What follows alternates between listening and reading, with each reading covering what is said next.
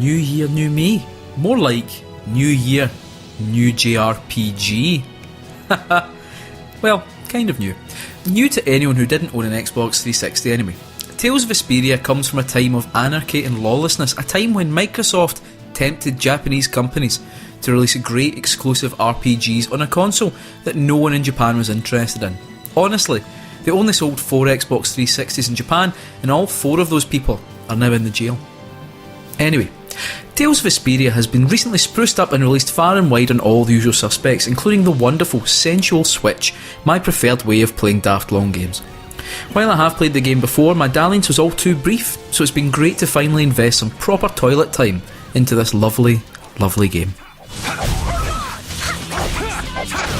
Now let's say you've never played a Tales game before and you want to know what you've got in store. Well, fucking calm down and listen, I'll tell you.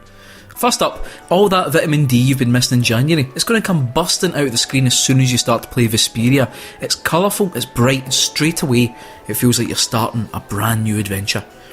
Right from the off, Yuri and Rapide, that's the Doug, have a brilliant chemistry that helps tie you into their world and into their quest, and it's simple and it's driven by a desire to make life easier for those around them, a theme that runs throughout the entire game. It's not really all about saving the world, at least not to begin with, it's about healing it. All the characters are driven to improve their world in different ways, whether it's through researching Blastia, which is a source of great power, or simply by fighting a big bear. It helps that the characters are beautifully put together, and while they do follow the usual archetypes, Noctis, throughout the game, you'll get to know the characters better through the hundreds of little skits that become available. Usually these are short comedic sequences that, while simple, are just busting full of personality and have become one of the standout features of the whole series. Well, right? That's pretty shady if you ask me.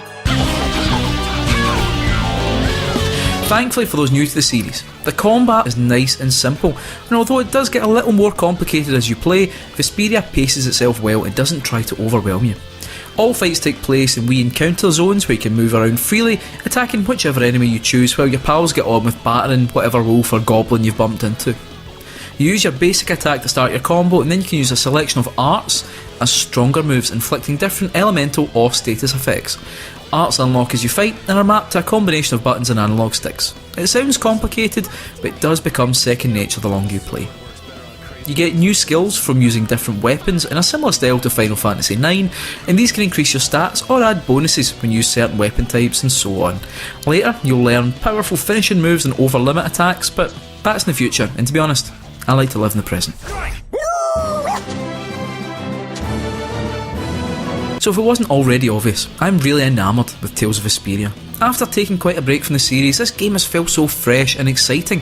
It's as close to a perfect arcade JRPG that you're going to find, where fights are quick and fun, the story easy to follow, and the characters funny and engaging. While I will admit that you will need to do a wee bit of grinding from time to time, it's definitely small g grinding, and not just busy work to extend the life of the game. Anyway, you can bump the difficulty down at any time, and put it back up again afterwards. I won't tell anyone, don't worry. If you've never played a game in the Tales series, or even if you've been tempted to dip your toe into the genre, but you've been a little hesitant, Vesperia is legitimately the game for you. After all, wasn't your resolution for 2019 to spend more time in the toilet? I know mine was.